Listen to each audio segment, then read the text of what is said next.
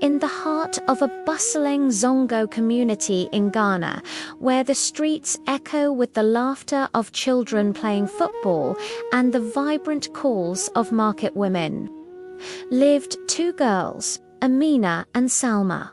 They weren't sisters by blood, but their hearts beat as one. They were inseparable, always at the top of their class, often found reading under the faint glow of a street light when the power went out.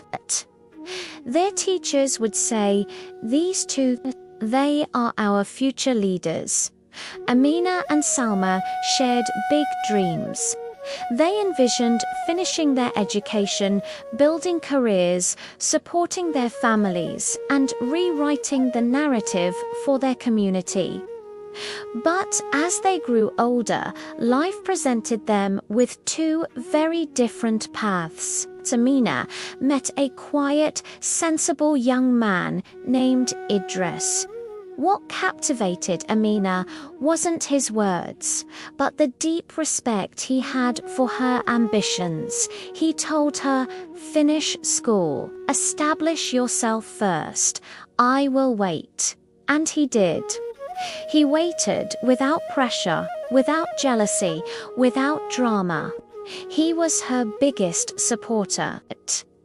Amina worked tirelessly through secondary school and then university. The library became her second home. Sleep was a luxury, and money was scarce, but her hope never wavered.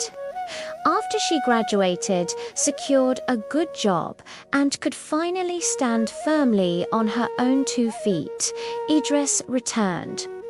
This time, it wasn't with a promise, but with a proposal. He said, "Now I'm ready. Not to control you, but to walk beside you." Their wedding was a simple, beautiful Islamic ceremony, filled not with extravagance, but with genuine love and mutual respect. Amina flourished. She became a beacon of inspiration in the community, living proof that when love supports your dreams, you can soar. But while Amina was flying high, Salma's life took a different turn. Her family decided her future was not in a classroom, but in a marriage. It was arranged, and she was pressured into it. The man who came for her hand made grand promises. "I will let you finish your education after we are married," he swore. Salma wanted to believe him, so she agreed. But after the wedding, everything changed. The talk of school vanished. The books were replaced with endless chores. Before she knew it, she was a housewife, then a mother, and then a mother again. Her dreams, once as bright as the morning sun, slowly began to fade like a beautiful sunset. Years went by. One day, whispers started to spread through the community. Her husband had taken a second wife, and this new wife wasn't just anyone. She was educated, sharp, and confident, everything Salma had once been, before life dimmed her light. One afternoon, while watching television, Salma saw her childhood friend Amina speaking passionately on a youth program about girls' empowerment. Tears welled up in Salma's eyes. It wasn't jealousy she felt, but the deep, aching pain of lost dreams. But the Zongo spirit is not one that breaks easily. Slowly but surely, Salma began to gather the broken pieces of her own aspirations. When her children were asleep, she would stay up late, reading she learned from videos on her phone, quietly reclaiming the education that had been taken from her. Her children would ask, "Mama, why are you studying at night?" She would smile and reply, "So that you will never have to choose between marriage and your dreams." The community started to notice the change.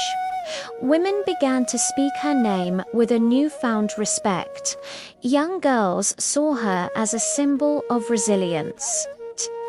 Even the young men started to understand that marriage shouldn't be a cage, but a partnership. In the end, the community learned two vital lessons from these two women. Amina showed everyone that when love is a source of support, both partners win.